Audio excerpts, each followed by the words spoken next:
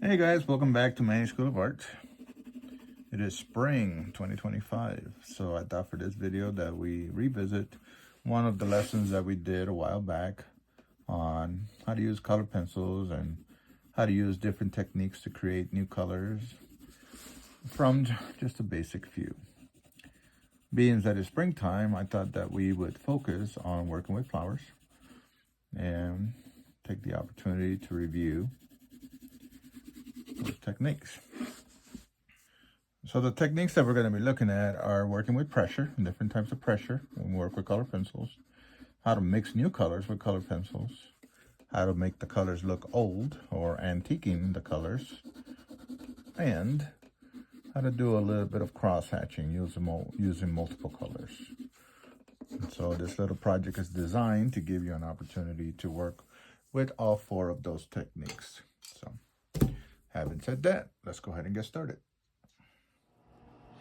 All right, guys, so the first step in this concentric design featuring spring flowers is going to be to figure out where you want your 3 flowers to go.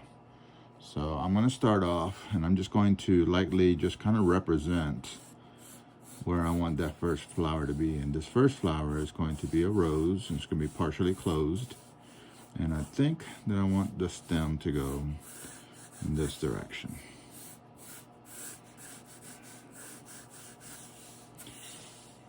And then for the second flower, I think I want to do like a hibiscus, and I want this to be big, and I want it to come partially off the page, like so. And then I think the third one, it's going to come from this corner here, and I think that I may do like one of those trumpet-like flowers. So this is just the layout, okay? So, because what I want to do, I'm looking at the space in between the flowers and trying to create a little bit of interest, because we're actually going to turn those shapes into concentric designs. So, okay, I'm going to develop these flowers a little bit, and then I'll be back to show you the next step.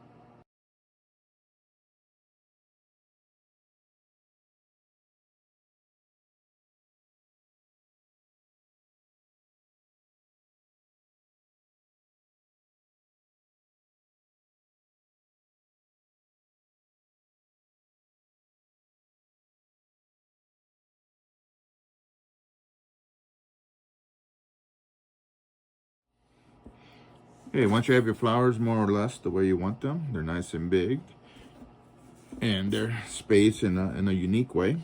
Now it's time to go ahead and start putting in our concentric design. And concentric simply means that they have a common center. So I'm going to do like sections at a time. And what I want to do is I want to kind of create like a parallel line to these. So in this case, I'm going to go here, drop this down here, go up, back down, up, over, and then I'm gonna break this off here and kind of go back this way, okay? So you have to experiment with this design. So I want to break it off here, and then I'm going to follow this parallel lines here, and then connect these two together. Okay. Now I'm going to work on this section here and then this section here. So once again, starting with a parallel line here. And when you do these parallel lines, you don't want to make them too thin, okay? Because if you do, the next step will become kind of challenging when you have to add the colors. And it's okay to leave like interesting designs that kind of turn up, okay? So I think I'm going to leave that one by itself. And then on this one, same thing. I'm going to come in here and continue to repeat these lines, trying to keep them as parallel as I can, which will give me some new designs. I'm going to go through the rest of this process, show you what it looks like, and then we'll start working with the colors.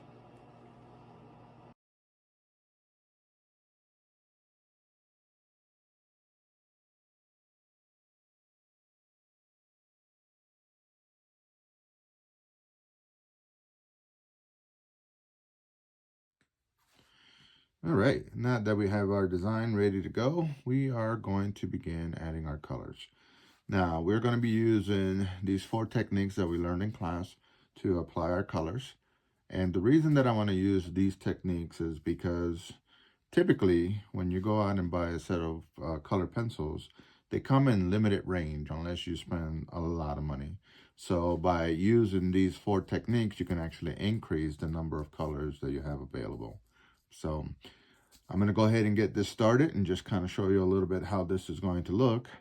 And then I'm going to turn it loose to you guys because I want you guys to get creative and determine on your own which techniques you want to use to create, different effects. All right, so I think I'm going to start with this rose right here. And right now, I think that I might want to go with this color combination. So I have an orange color, like a pinkish red or a red violet, and then a dark red and regular pencil. And to get this started, I think what I want to do is do a little bit of antiquing. So I'm going to get my regular pencil and I'm going to go ahead and decide where the shadows are going to be. And I'm just going to go with about a medium gray. Right, so like halfway on your value scale. Just take here and decide where those shadows are going to be. I'm thinking my light source is going to come this way. So most of the shadows will be on the left side and my highlights on the right.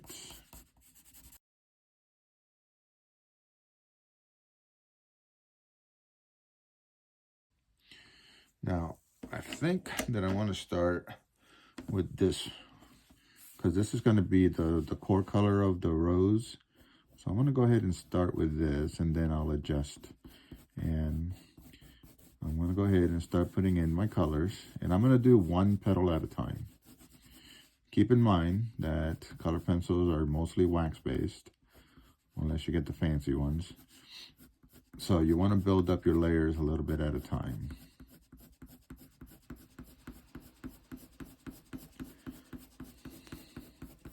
As I come down behind this leaf right here, I'm going to start to get a little bit darker, and I may also introduce a little bit of that red violet. So the 2 techniques that I'm using right now is the antiquing and the color mixing. And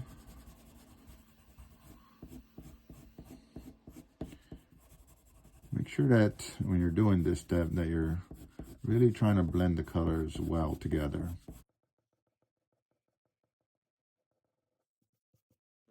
So now we can move on to this one here. Since the light source is coming from the right, I'm going to leave a little bit more of a highlight here than I did on that one. So back to the red. I'm going to leave my hot spot there, so it's not going to be pure white, but I do want it to be lighter. So in this case, I'm varying the pressure, which is the first technique that we did on the worksheet.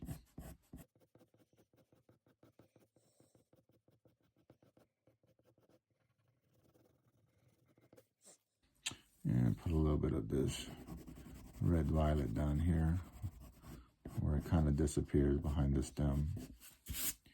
Okay, so I'm going to go through, finish out the individual petals, and then I'll be switching colors to do the stem.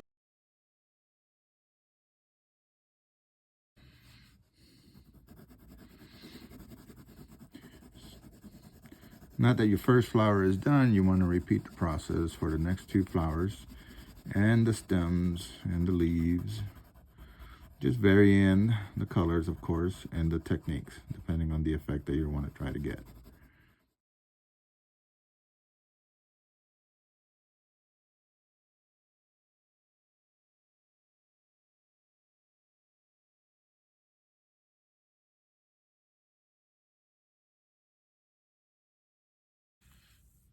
All right, so once you have your flowers all done and you're more or less happy with the way they look, it's time to start working on the background.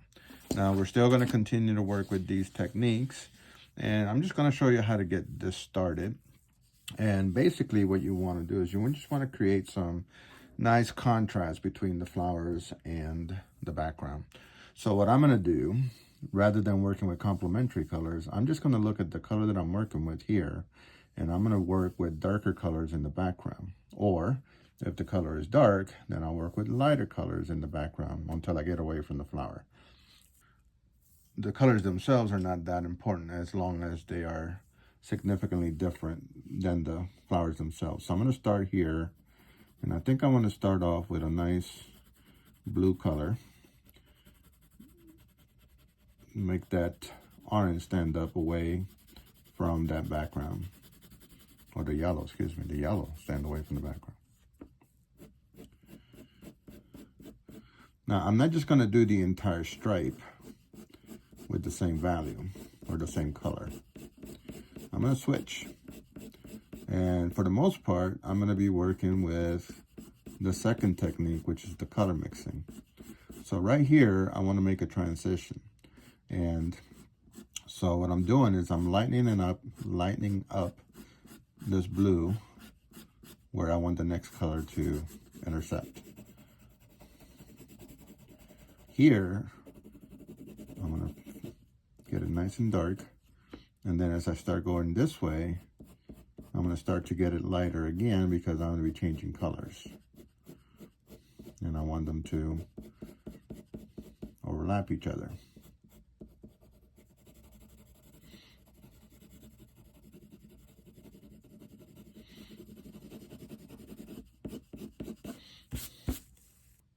Some weird color.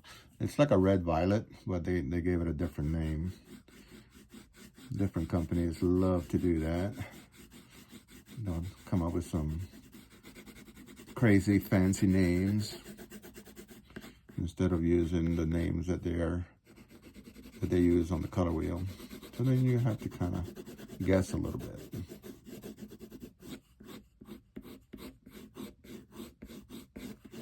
So you can see the important part is right here, where the blue and this red violet are meeting. I want to create a really nice transition.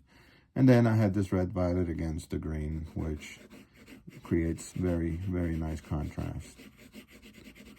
And then I'll fade it that way and start a new color.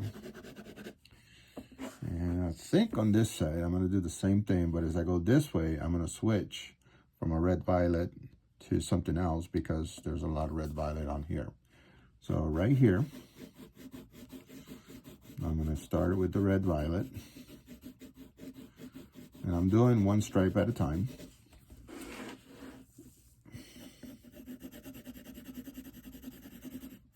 And as I go this way, I'm going to start to fade it.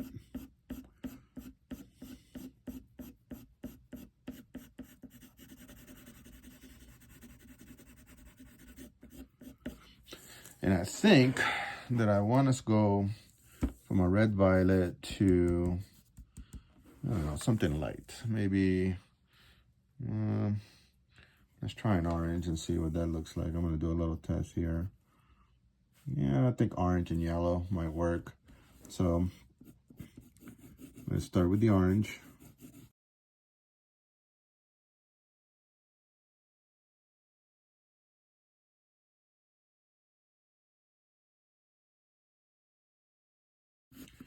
Now I'm going to go ahead and switch to the yellow.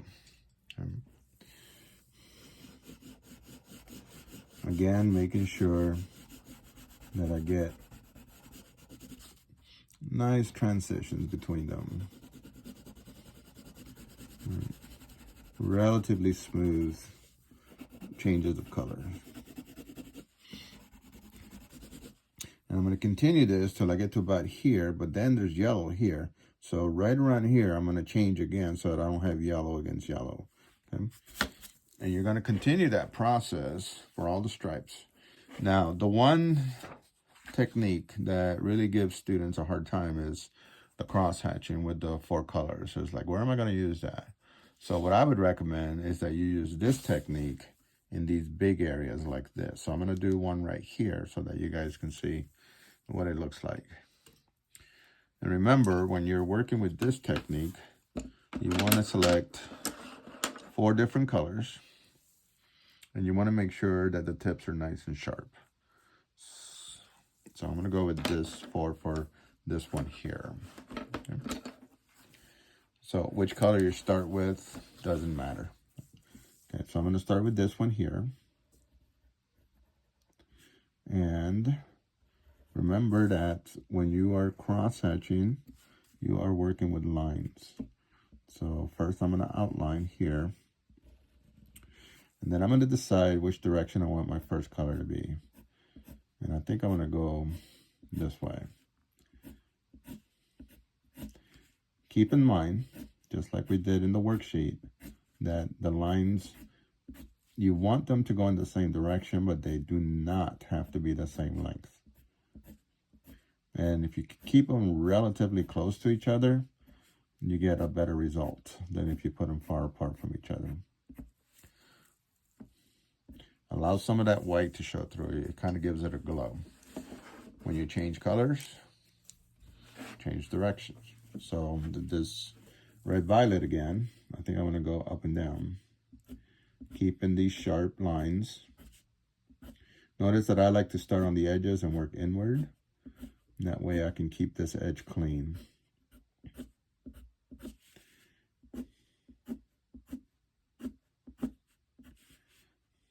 And I'm pressing firmly, and I'm trying to keep the tip of the pencil nice and sharp, because I don't want to fill in the area between the lines. Okay, there's 2. Now this maroon color, I think that I'm gonna, well, I think that's going to be a little too similar to that red. So I'm going to go with this dark blue, and I want to go in this direction, which is opposite of this direction here. So this will be my third value, or third color.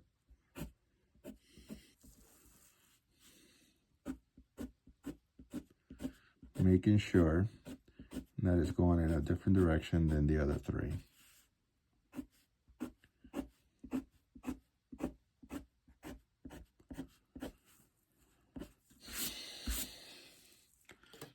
And there we go.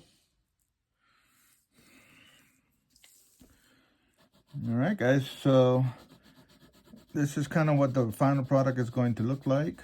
Remember, the whole purpose of this is to get you used to working with the different techniques. To start off with some basic colors, and using the techniques, making brand new colors. Take your time, get creative, experiment a little bit, and see what you can come up with. All right, that's all for this week. Thanks so much for watching, and I will catch you on the next video.